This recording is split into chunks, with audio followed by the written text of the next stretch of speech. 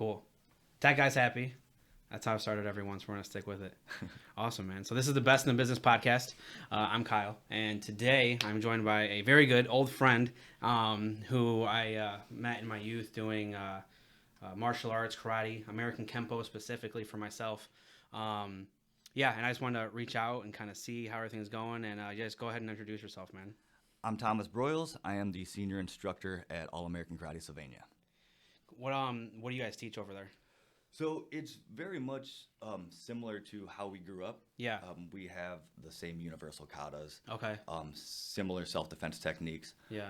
But we modernize it over the time. Yeah. So it's not the same stuff that it started as. Mm-hmm. And that was always what Kempo was supposed to be anyway. Sure. It was supposed to be a ever-evolving thing. So when you learn something in 1975, right, it might not work in 2023. Sure. So things evolve, and we're part of the Alpha Krav Maga organization too. Okay. So they help with a lot of that stuff too. Cool. So different theories and different things that we put into our karate. Yeah. Some of it has come from there. I know when we were coming up, they used to have they would do a lot of like you were kind of saying, like injections of different theories and like mm-hmm. different like forms and things like that. Do you guys have any specific that you guys have tried, or do you guys do something similar to that? Yeah, so we have different influences. Sure. When John got his 4th degree, he was part of the Superfoot system. Mm-hmm. So we got a lot of Bill Superfoot Wallace in there as well. So yeah, everything that we learn, everything that we kind of like theory-wise and technique-wise, mm-hmm. we keep, and kind of like I think it was Bruce Lee who said it. Yeah. Take everything that doesn't work, throw it away. Sure. Keep everything that works. Sure.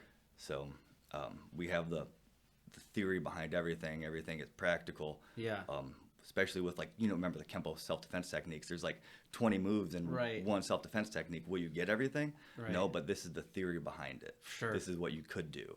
So to your point, like there's and some are even more than that. Like what is like off the top of my head, I'm trying to think which one I did it like a competition once. I think it might have been like which one has like 2 parts? Is it Universal 6? Yeah, so Universal 6 Part 1 and 2, and you put them together, it's like 72 moves. Yeah.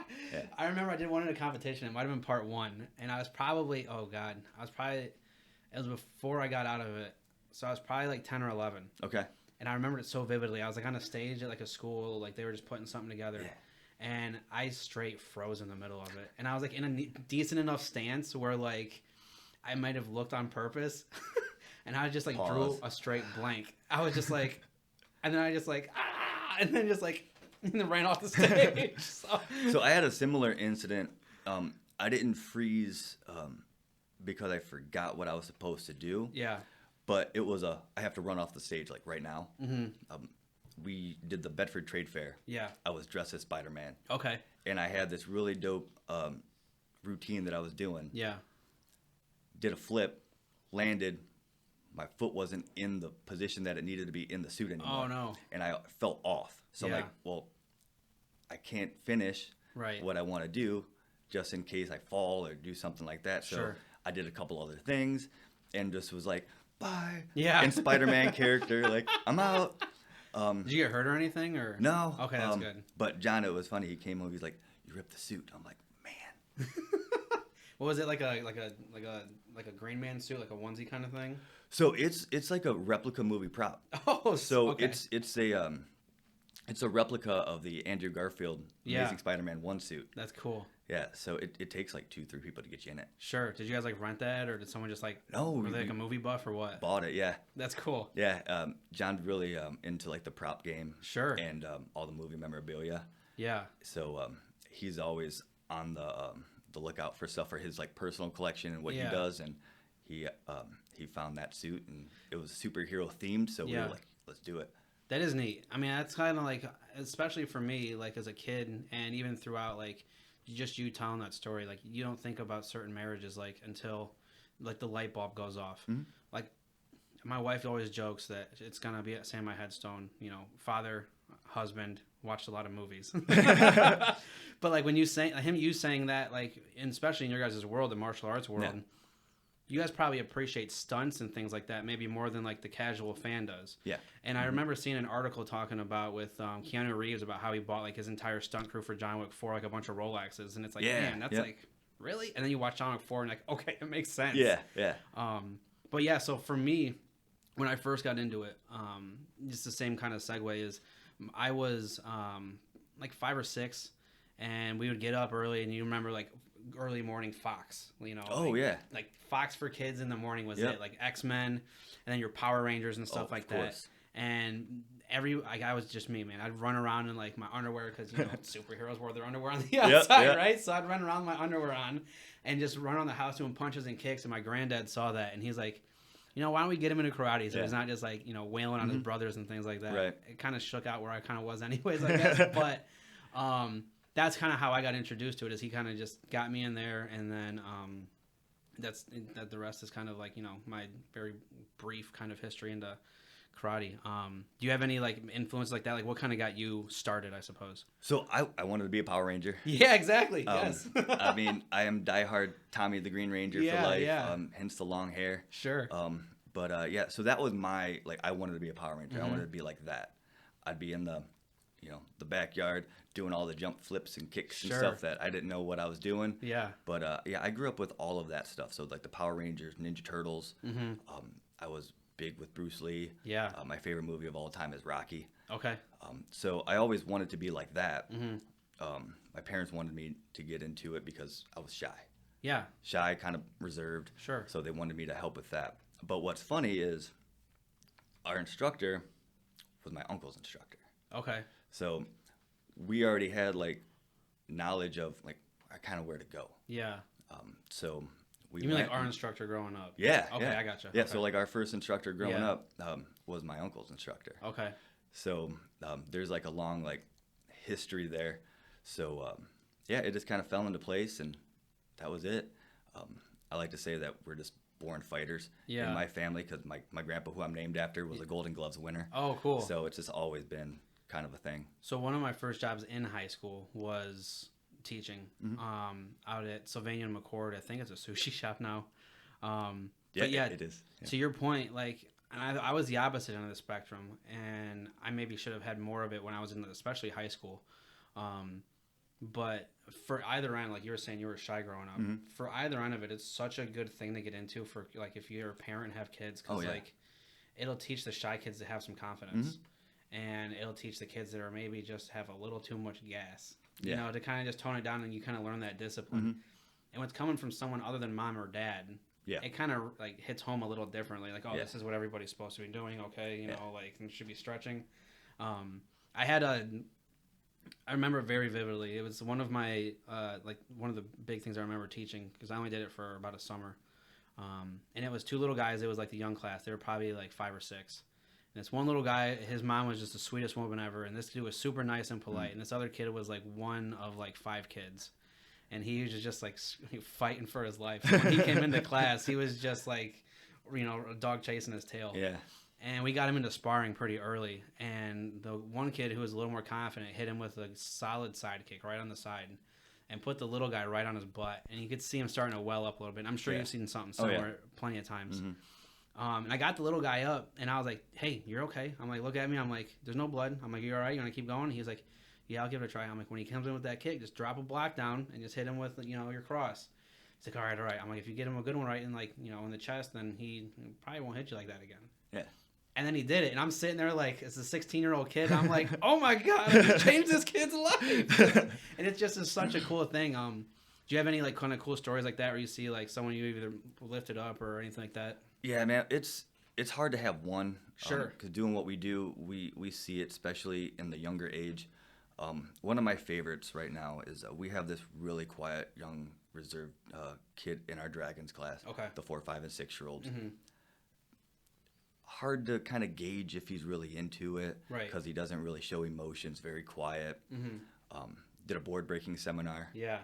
And again, I was like, you can do it. We got them, giving him all the advice, giving him, you know, everything that he needs to break the board. Right. And then still kind of struggling. So I laid it out like a stack. Yeah.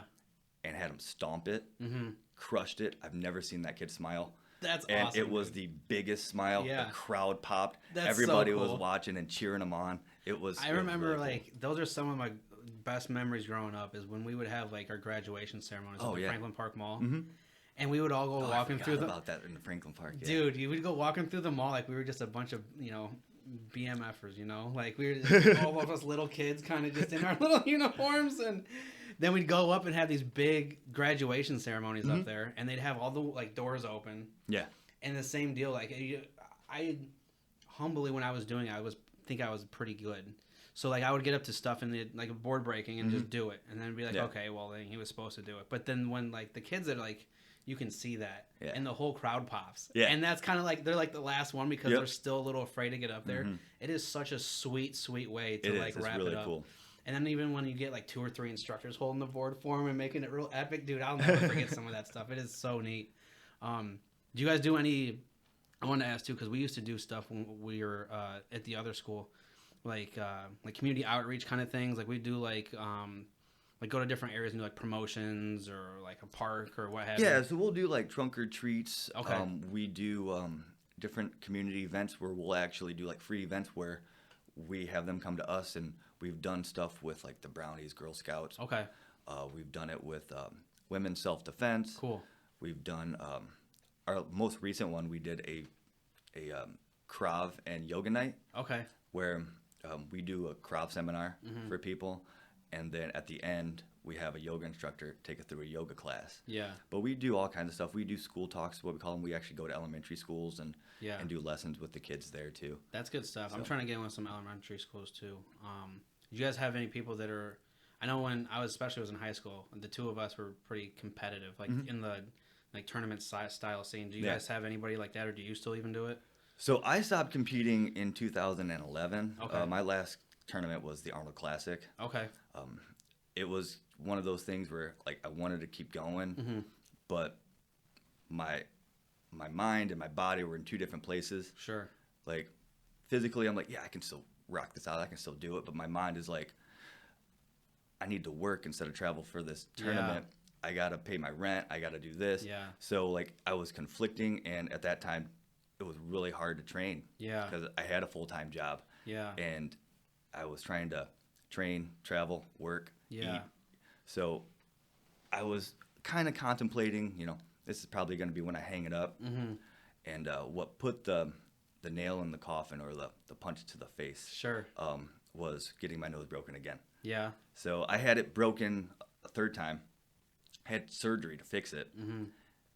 Fought, hit it again.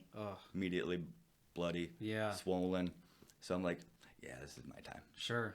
And I do have, to your question, I do have some students who do tournaments. Yeah.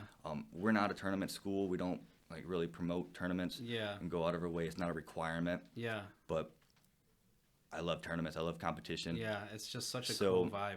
When you have somebody who's interested, like I'm like, hey, I can help you out. I can put you, in the right circuits. I can tell you who to talk to. I can give you advice from time to time. Help you out when I need, when you need something. But yeah, we actually just had a student. He just went to Worlds. Oh, sweet. Yeah. So he's been training with us for like a year and a half. Yeah. And he went to Worlds. Where do you compete at for that? So he and a few of our other students, they did the qualifiers. So the WKC is the World Kickboxing and Karate Commission. Yeah. So they do the regional qualify, do the national qualify. Where do those things take place at? So funny enough, the biggest like regional right now is right here in Sylvania. Oh, really cool. So it's at Tam O'Shanter. Awesome. So they have a great venue for it. Oh, it's awesome. It's huge. So where do they do it? Like in the back where the turf is at, or? Yeah. Yeah. So okay. That's awesome. So so you have all the turf, and then you have the like the basketball courts. Right. So that's where they have it. That's awesome. Okay. Yeah. So that's where they have regional. There's regionals everywhere, and same with nationals. Yeah. But ours is pretty big. So they did all that. He didn't place at Worlds. But it's just the experience. Absolutely. He's only been doing martial arts for a year and a half. Yeah. And with WKC, there's no age there's no belt ranking. Okay. So it's age and weight. Yeah.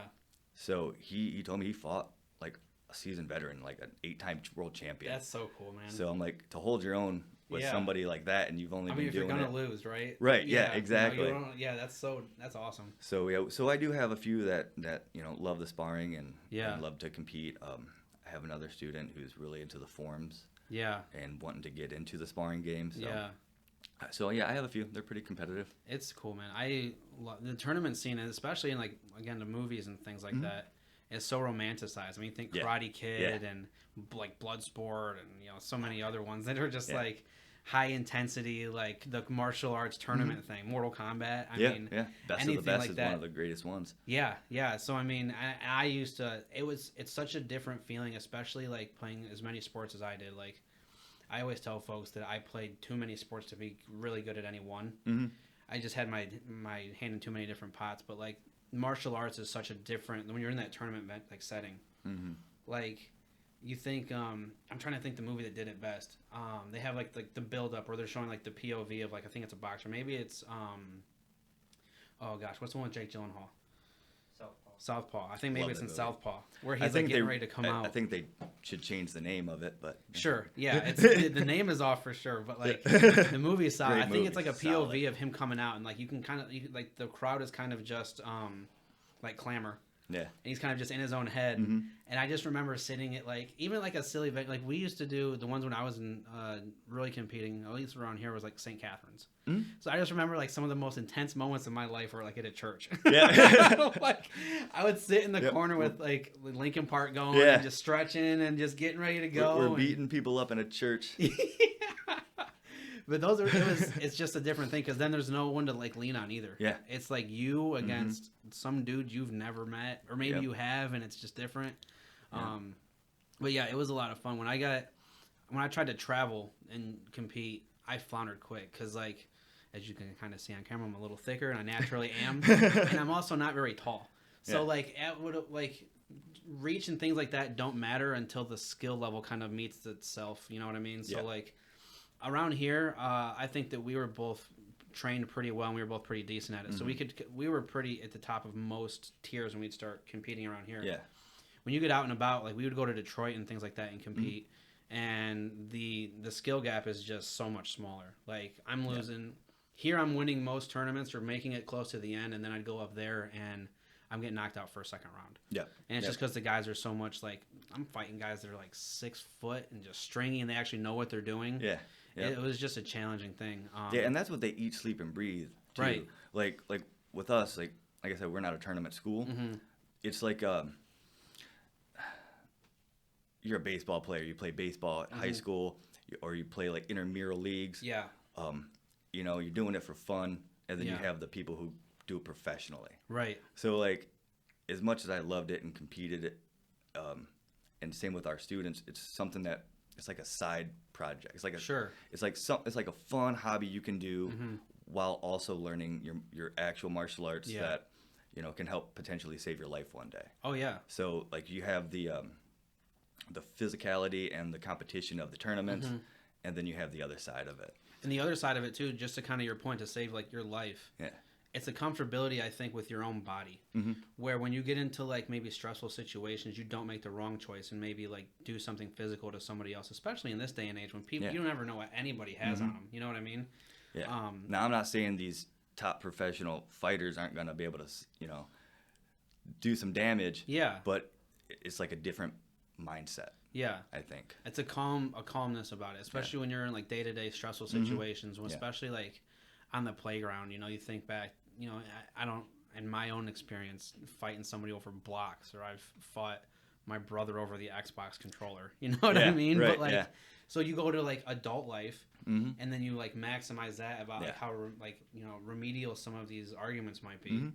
And it could get to a physical altercation, but because you've punched someone in the face and you've been punched in the face, you don't want that to happen. No, absolutely not. No, and it's the best self-defense is not having to defend. Exactly, yeah. So if you can avoid a situation altogether, or if you can talk your way out of it, or use your verbals, keep your distance, and just overall assess. Yeah. Like my wife, she knows every time we go into a restaurant, she's like, you can sit here. Yeah. She knows I'm going to pick the spot where I can see every exit. It's every the Godfather door, seat. Everybody So if something happens, yeah, I'm tactically ready. Yeah, yeah. So she knows not to sit in certain chairs when you go to like a restaurant or somewhere. She's like, I know that's yours. That's why I've always thought about that too. Like I understand like the allure of like, especially like family functions, obviously, but like the head of the table. Yeah. But you go to a restaurant, that's not where I want to be. Just because maybe it's the way I'm wired too, where I just want to be able to see it all. Just in case. Like I don't need to be closest to the door. Yeah. I just need to be able to see the whole layout of things, and that's like, it's a weird feeling that the self control of like physical. Like I went to public school and there was those kind of like things everywhere, and that's kind of when social media was first starting for me, and like it was kind of just around town when I got into like a few of the kickboxing tournaments, and then it just gets romanticized. Oh, Kyle's getting into MMA. And then you got people that want to just like try, it was like, oh, if he's an MMA or whatever, let's go see if we can beat up an MMA guy. Yeah. But for me, it's always like that's the finish line, and we want to just keep moving that as far away from whatever situation as possible because you don't know what could happen. I mean, it takes a broken nose. Anybody can accidentally hit you in the right spot in your nose. You know what I mean? Yep. And you can know a plethora of things, but all it takes is just one thing. Yeah, and that's one of the things that we really try to like drive home, especially with like our teens and adults. Yeah. Like we will condition them to get them sweaty, get them huffing and puffing. Yeah. To try to get that adrenaline to go up, to try to get them a little disoriented. Yeah. Just to kind of mimic what it might feel like out there. Yeah. Because you're not gonna be calm. No. Even if you're like John Wick. Sure. And he's like, I know I can take all these people out. Yeah. He's not calm. No. He's got the adrenaline. He's probably, huffing and puffing, thinking you don't know what's going on in his head. And it's like, once you get into that world and you've been a part of it, you can appreciate, especially movies, like we keep going back to. It's just so, they do such a cool job of making it cool. I think they're making the movie fight scenes a lot more realistic too. Especially lately. Yeah. And especially with that series. Like, have you ever seen the Raid series?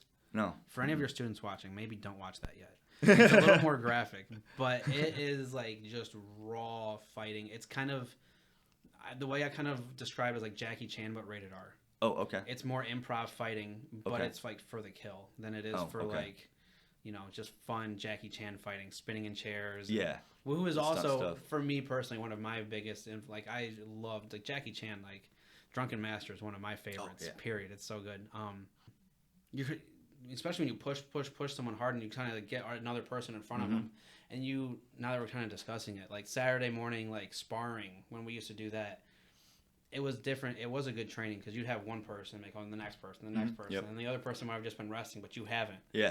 And then you have to kind of think on the fly while your lungs are burning and your equilibrium's kind of off. And, you got to learn how to adjust. Yeah. Yep. But then at the same time, you don't want that again, right? Like if I can avoid doing that, like in real life, like.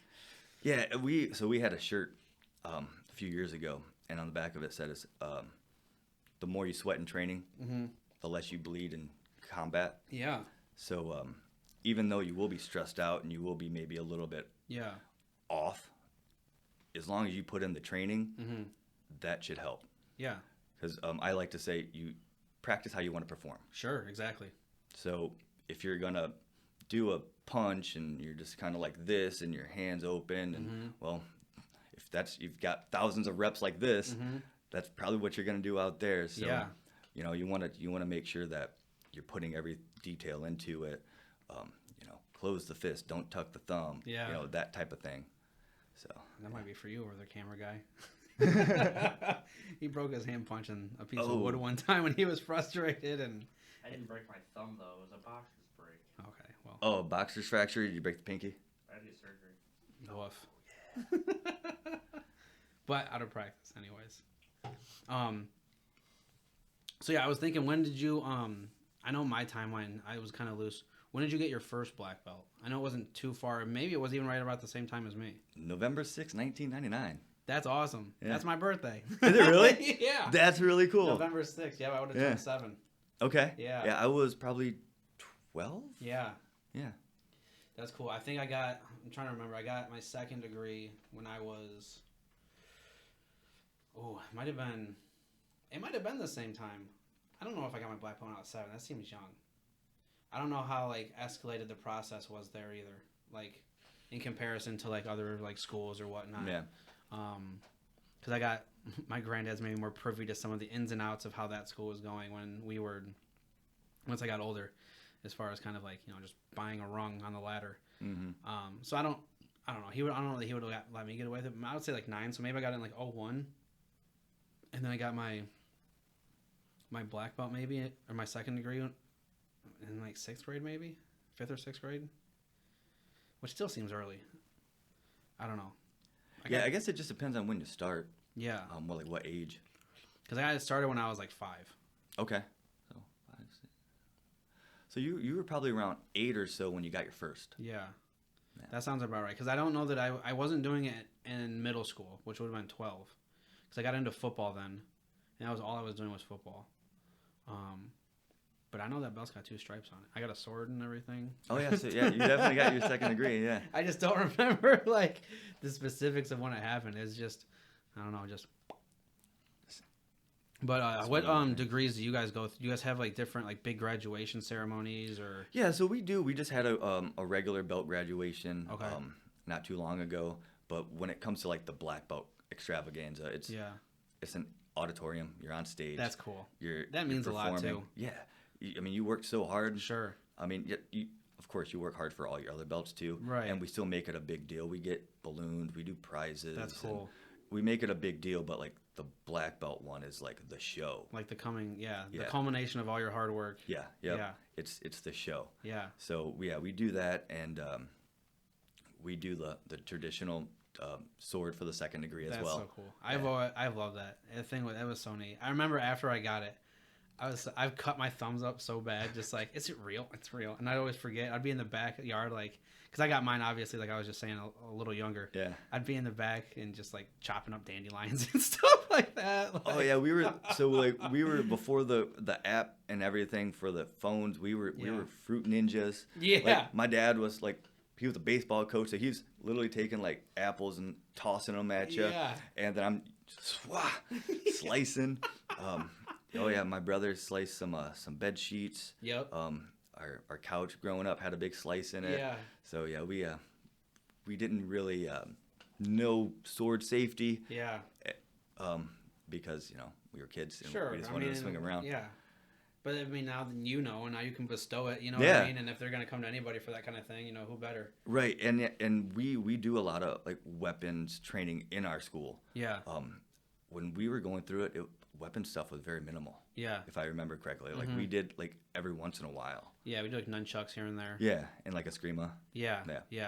I know I think that might be what you're referring to. I had like commas. Oh, those are my favorite. Yeah, those are sweet. I can't remember. I think I got Dan's pair. He had a real flashy pair when I was doing my first go through and competing, where they had like the stars on the blade. And they had the grips, and they were like all like they had like the real sparkly paper on them. I felt so cool when I had those. And then they just turned into toys after a while. I mean, you got a brother that's 6 years younger than you. You just find stuff and they get rusted out. But those things were sweet. Those were a lot of fun. What other kind of weapons do you guys deal with then? Because like ours was. So we teach single stick. Okay. We teach nunchucks, commas, screama sticks, bow staff. Yeah. Boken. Yeah. We get into size and tonfa. Yeah, those are cool. So we get into sword stuff. I remember watching, again, just movies because it's going to be on my headstone. I remember watching Fearless with Jet Li. Oh, good movie. Yeah. So when he goes to his tournament and he's fighting all the different people from different parts of the world, he goes to fight the guy from Japan. And I don't know what the correct term is, but he has like a 3-piece staff. They call it a sectional. Yeah. So I've even Googled it, like. Yeah. Because I'm really into like the history behind certain things and like especially like where our martial art came from and like the family tree of it all. And somebody actually asked me, "What is this called?" I was like, I've always just called it a 3-piece sectional bow staff. Or nunchuck or whatever. Yeah. But I don't know if there's like a traditional term. So I started researching. Unless I was researching the wrong spot, all I can find is it's a sectional bow staff. Because like even functionality wise, especially in movies, you always see it like they're fighting with it, and then it doesn't like pick up. The fight doesn't pick up until the chain gets broke, and then it turns into just sticks. Right. Yeah. But I got a pair of those. Like I got a set of that, and I was playing with those, and I got scuffs all over my ceiling from whatnot from trying to learn that, and I don't even know. I don't know what happened to those, but it was just that was an ambitious buy. Like because I think we had the bow staff. The bow staff I had was pretty neat. It was black and red because that was like, when you got to like the elite like level or whatever, they do like the black and red gi to go with like your black belt and your stripes and whatnot. So I had like a black and red bow staff, which was kind of neat, and I was all right with that. And then I was like, well, wouldn't it be sweet if I pulled up and hit this crazy thing? And then I got the crazy thing, and I'm like, it would be sweet, but I don't know how to use it. Yeah, it's gonna take more than 3 weeks of training. So, no, that's cool though. We kind of keep talking about movies. So what are some, like, if you had to do like a top five, like even favorites? It doesn't need to be like, the best, but like especially or most influential or what have you. Man, I've done this top 5 so many times. Sure. One's always there is Rocky. Yeah. Rocky is up there. The first one. The first one. Okay. Yeah. Sometimes I'll combine the whole series. Yeah. Just because I love all of them for different reasons. Yeah. And I can sit there and quote it before the line even is on. And, yeah. But Rocky's probably The Crow. Yeah, okay. The Crow's there. I've never came around to that one. I haven't watched it yet. I'll check that out. Oh, that's with Brandon Lee. Yeah. Bruce Lee's son. Mm-hmm. So, great movie. Okay. I did his Halloween costume a few years ago. Did you? Oh, yeah. That's cool. That was awesome. So, those are probably 2. Oh, man, putting me on the spot. That's all right. I'll let you come back. I'll do mine quickly. So, like, off the top of my head in no particular order. For whatever reason, it's I just like the Jet Li movies, like Fearless, Hero is really good, Drunken Master's solid. There's this particular fight scene that's in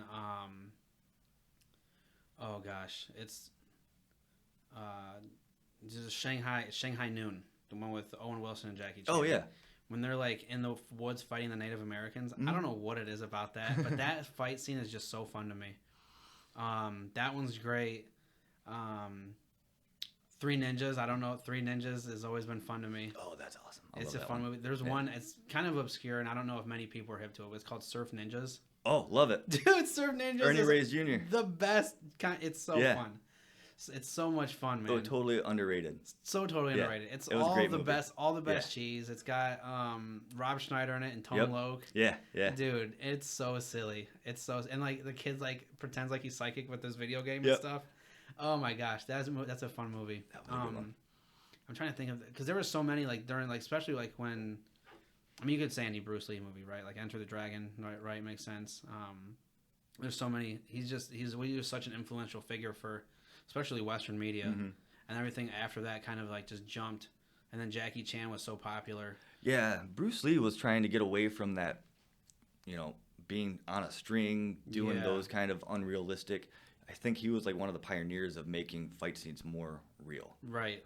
So he did it, and then Jackie Chan just kind of took it to a whole new level. Added it to like comedy levels to it, man. It's so much fun.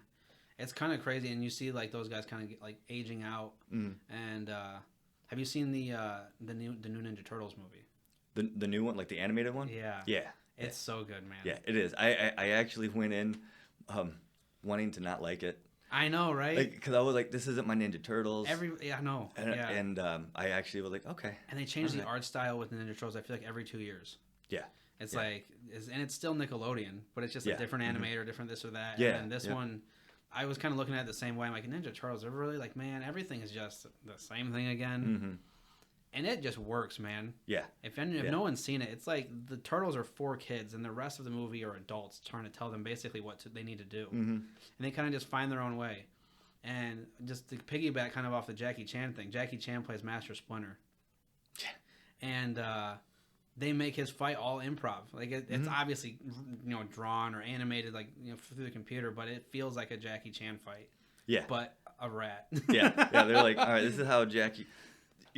If they were really smart, and maybe they did this, I don't know, but if they took an actual fight scene that he did in a movie, and just animated over it, I might have to check it out and look it up. But they may have even done like the motion capture. Oh yeah, which I could totally see.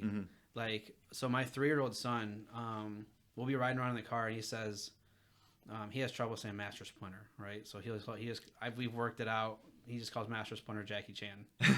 So he's like, Dad, I want Jackie Chan jams. And he has this bit in the movie when he goes to rescue the Ninja Turtles, where he like jumps out of this crate with all of their weapons and push it to the limit, starts playing. Yeah. So when he says he wants Jackie Chan jams, it's push it to the limit. So, no, that's cool. Yeah, we were talking about, or you were talking about looking at your family tree and whatnot and things like that a little bit. I don't know if you want to get into that, but I saw you'd posted that on Facebook a little bit. Did, yeah. Did you find anything kind of like surprising or cool about that? Or it's just really cool. Like I've always been interested in that, so I bought myself, it was like my own Christmas present to myself. Yeah. I got like the DNA kit. Yeah. So did the DNA, sent it out. Mm-hmm. I'm still waiting for the results. But then once you get into it and you start typing in like family members, they'll start sending you notifications like they found like my grandma's dad's like draft card, and that's like nuts. We have like marriage licenses, and How we have cool. all kinds of cool history. So it just keeps on evolving. And last night I was getting into my wife's stuff, finding all her stuff that was popping up. It's hilarious. We did one because this is probably 4 or 5 years ago now. A good portion of my wife's family's kind of adopted and kind of piecemealed together. Okay. So she wanted to do it and basically see where her roots are at. And she got me one. And I don't know if you remember, but my grandparents are very Scottish. Like, that's where they're from. Yeah. And I'm like, I should get like half off. Because if it says anything other than like 50% this, then my entire life has been a scam. Right, yeah. So I sent it in, and 50% like, Scottish, and it had like some Baltic and Norse and whatnot, but that makes sense if you think historically they kind of made their way over that way. Mm-hmm. But no, it's cool. So we didn't really like pursue it that far out. It was kind of just like a fun thing, because hers was like all over the place, just such a crazy melting pot. That's probably how mine's gonna be too. Yeah, you guys haven't gotten your results back? No, I sent it just like a week ago. Yeah. So they have to receive it, and then they analyze it, and then I'll get the notification. What company did you use? Ancestry. Okay, I think we might have did like 23andMe maybe. Oh, okay. But I don't really know that there's probably just Coke and Pepsi kind of thing. Yeah. I remember specifically doing it, and I was like eating like a McFlurry or something at the time, and I tried to rinse my mouth the best I could. Is theirs like a swab? No, I had to spit in a tube. Yeah. So we did the same thing. And then when I did that, you could see there's like a chunk of cookie in there. And I was like, I hope it comes back like you were 25% Oreo. And I'm like, yeah, that makes sense. So that's funny stuff. Yeah, we did it after dinner. So I'm Listerine and trying to like clear out my mouth too. Yeah. So I didn't have any like floaties or nothing going on. I mean, they figured it out anyways, I guess. Yeah. I don't know. But yeah, we were talking before we kind of got started about when you guys got started, which was like kind of COVID-ish. Mm-hmm. Which is ironically enough kind of right when I got started with real estate. Yeah. And you said that delayed you guys a little bit, and you have how many schools now? So we have two. Two, okay. So our home base has been around for 18 years. Awesome. It's the one in Lambertville. Yeah. And then we opened up number 2. And that's like Seacorn Stearns, right? Yeah. Okay. Yep. And then the other one is the one out in Sylvania? Yeah. Okay. Yep. Yeah, so we have just the 2 in the future. Hopefully, maybe a third. Yeah. So we'll see. That's but cool. That'd be a great venture. Yeah, it would, and that's it would be cool, and it's a good thing for anybody. I think, especially like if you have a parent, and you just don't really know what to do with your kid if they don't like respond to soccer, or whatever other sport. Yeah, see, and that was me. Like my brother played all the traditional sports, baseball, soccer, all that stuff. Yeah. Not soccer, because it always conflicted with baseball season, so we weren't allowed to play soccer. But baseball, basketball, all that. And I was like the BMX kid, or I like the karate and all of the non-traditional stuff. Sure. That's how I got into cheerleading. That's how I met your wife. Yeah. But your martial arts helps with so many aspects of every sport. Yeah, it really does. It just gets you more comfortable with your body. Mm-hmm. You know, whether it's different like stretching or just moving around, or you could go and. When I was breaking like back in, so like I took a break from like middle school through like half of high school, came back for a few years, and then like you were saying earlier, it wasn't a job for a little bit, but then I just wanted more. I was a little hungry. I needed to pay the bills.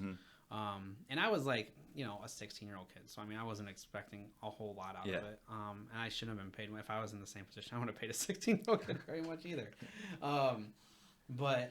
And that's kind of it. And I just kind of got out of it. But yeah, you know, martial arts helps with so many aspects. Like there it was. Balance. It helps with balance. It helps with your just overall focus and just awareness. Like it'll translate to dance, gymnastics. Baseball is a big thing. Hand-eye coordination. Like that's one of the main reasons why we do weapons training is to help with control and hand-eye coordination. Yeah. If you can control, you know, if we can have a 4-year-old control a big 4.5 foot, 5 foot bow staff. Yeah. You know, what else can they take that lesson and use it? Even you think of even like tools, you know, everyday life, things like that. Yeah. You were talking a little bit earlier too about your mom is. I didn't even know that, and that's so cool. So you were saying that she's a processor over at Benchmark Mortgage, right? Yeah. How long has she been over there? Oof, I'm not even gonna say because I don't know. Okay, I know it's long, that's all right. and I don't want to get it wrong. Yeah. But no, she's been doing that for a long time. She's good. Yeah, and so we I hope it kind of says that I'm doing all right if she knows that she's seen my name come across her table. But the way we got linked up with them, right? So before. Yeah, she says she works with you a lot. Yeah, so before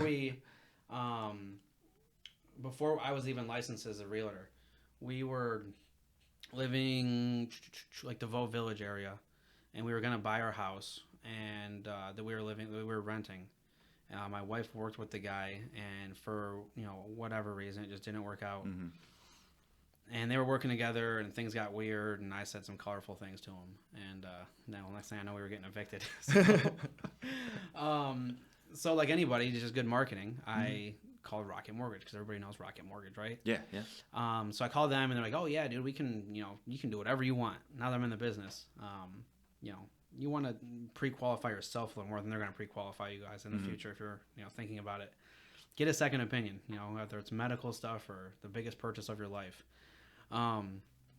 So we started shopping with Rocket Mortgage. We eventually found our house that we're at now still.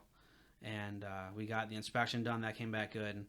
And just to kind of put like, the hourglass on the table, my wife at the time was 8 months pregnant with our first kid. So we like had to find a house. Yeah, you had to get there real quick. Yeah. So we find out the appraiser, and that basically someone will send an appraiser out, and they're going to tell you what the bank is willing to loan on the property. The appraiser was on the front door for Rocket, and they said, yeah, we can't do it because of whatever it was at the time. So the way I got linked up with your mother's company is basically like this. So as a realtor now, I know because that's my occupation, we will do anything to make sure that this thing happens. Like we will go through all of it. Like, so we were sitting there, we were thinking it was all doom and gloom. Our realtor's like, just give me a day or so, we'll see if we can sort something out. She's like, I just talked to the other agent, and they had this guy over in their office, and shout out to my guy for listening, Vince Lyons. He is the man.